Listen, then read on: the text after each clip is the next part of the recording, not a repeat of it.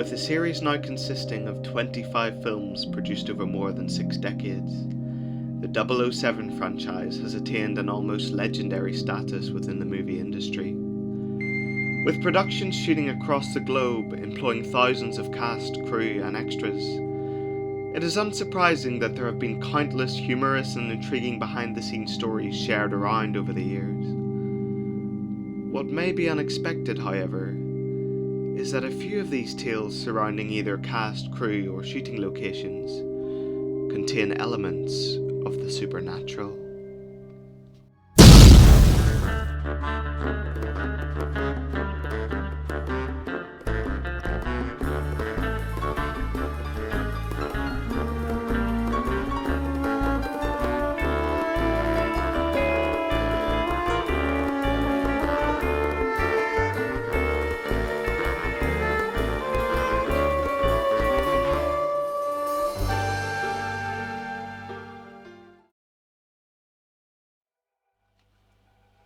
The run-up to the release of the 21st James Bond film, Casino Royale, in 2006, had many 007 fans waiting with bated breath and nervous anticipation. There had been a controversy swirling about the casting of Daniel Craig in the role, as well as rumours of a complete reinvention of the series following the poorly received Die Another Day in 2002. It was in the midst of this anxious hearsay and rumour that a strange article emerged in several British newspapers. It concerned a decommissioned South African Airways Boeing 747 that was being used for the fictional Skyfleet prototype plane in the airport sequence of Casino Royale. Reportedly, the crew refused to get on board the 30-year-old jumbo jet for an overnight shoot because it was haunted. Supposedly, a passenger had at one time died of a heart attack while on board. Crew members reported that the plane's lighting and warning systems would activate during filming, despite no electricity being supplied to the aircraft.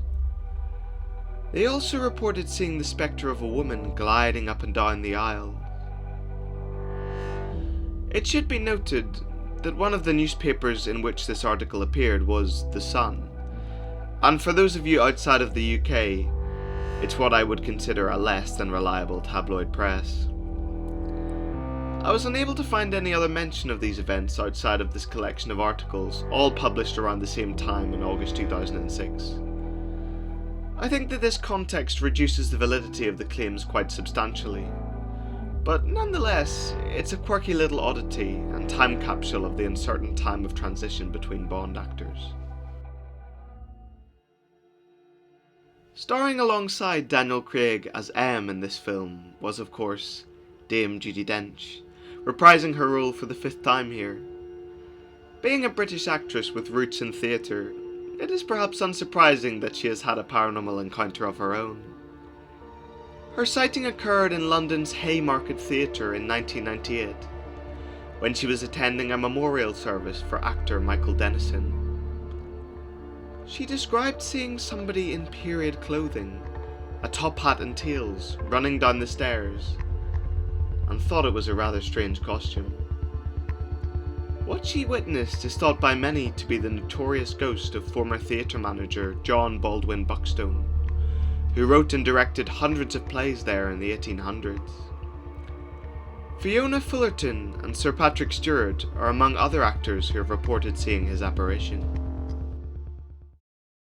Of course, Dench is not the only cast member to have experienced a supernatural encounter. In 1973, Sir Roger Moore had not long wrapped his first Bond film, Live and Let Die, which, incidentally, is the only one in the franchise to contain supernatural elements, in the form of voodoo and tarot readings. Moore was staying at the Angel Hotel in Guildford, in Surrey, where he claims he was visited by a male phantom on 3 consecutive nights. The hotel is rumoured to be haunted by several ghosts, including nuns reportedly seen walking down staircases and a 19th century Eastern European soldier. Here is Roger Moore's encounter, in his own words. I was frozen, I wanted to call out and scream, but couldn't speak. I was numb, paralysed from head to toe. I was sitting bolt upright in my bed and watching a white ghostly figure moving towards me. It was the apparition of a man. The shape of the body was clearly defined. There was a head, body, and legs, but it was mist-like. I pulled myself together, somehow calmed myself, and then tried to communicate with the ghost. I said softly, "What do you want? Are you troubled?" As I went to move from the bed, the ghost disappeared, just vanished. The following night, it returned at the exact same time, about 2 a.m. I was petrified. I thought, it's after me. What does it want with me? I tried to make contact once again, but to no avail. It vanished. When I went to the room in the third night, a Bible, opened on the 23rd Psalm, was beside my bed. I hadn't put the Bible there, nor opened it. But that night the ghost did not appear. In the morning, the roommate asked me, "Did you see the ghost last night, sir?" I replied, "Good heavens, how do you know about it?" "No, I didn't see it last night."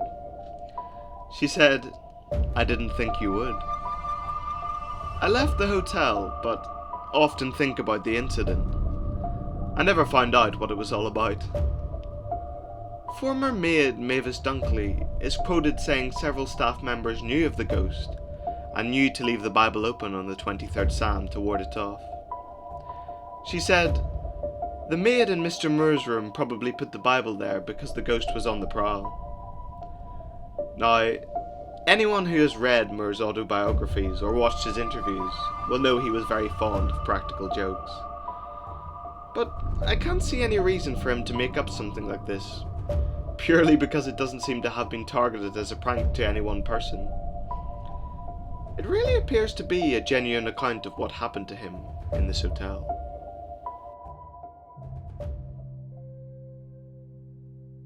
Perhaps the most well-known paranormal story surrounding any Bond film comes from the climactic tanker chase in 1989's License to Kill. The events occurred on Rumarosa Pass in Mexicali, which was closed to the public and was rumoured by many locals to be haunted. While filming there, some of the crew even felt that the location was cursed. The route had been officially closed after a bus transporting nuns had plummeted off the sheer cliff edge at the side of the road. In a section of the Inside License to Kill documentary, the crew discussed the events that happened during filming. Guards saw apparitions walking around the car park where we kept all our trucks. And when challenged, they disappeared. There were trucks mysteriously burst into flames in the middle of the night. One night there was one truck actually started moving and sort of went off and sort of stopped itself against a wall. With no one at the controls. Yeah, it was weird, very weird. It was just uncanny. But it was definitely a haunted area. Second Unit Director Arthur Wooster feels the accidents form a cluster around one small stretch of road. Where that crash happened, right on that corner, we had about 4 or 5 more incidences right on that same spot. We had Tim, and he has to rush to a truck, jump in it, and drive off. We cleared the corner, around the corner, we cleared all the truck, we got everything out the way, and we had it absolutely safe. And Tim rushes over, he jumped in the truck drove off, and somehow another trucker got in there and got in the way, and Tim went over the side. It was frightening. It was building up and building up, you know. Perhaps the most compelling piece of evidence taken from this filming location, and the only paranormal photograph ever taken on a James Bond film, is this one. It appears to show a gigantic flaming hand reaching out of the tanker truck explosion. So, is it just another case of pareidolia, pure evil materializing, a supernatural entity, or something else entirely. I find myself returning to this photo quite often, not just because I'm a huge James Bond fan, but because I think it's a genuinely interesting picture. Although the logical part of my mind tells me I'm looking at a shooting spurt of petrol on fire, it's just so clearly and seemingly purposefully a hand that I remain fascinated by this whole event. Regardless of the validity of the stories I collected for today's video, I think that this research conveys that supernatural tales are an inevitable and deeply ingrained aspect of humanity. They are an integral part of how we process the information that the universe supplies to us, and illustrate just how little we understand about the world we inhabit. The aim of this video is to combine two of my biggest passions, and to demonstrate how esoteric tales pop up in the unlikeliest of places. You just need to know what you're looking for. Thanks for watching, and see you next time.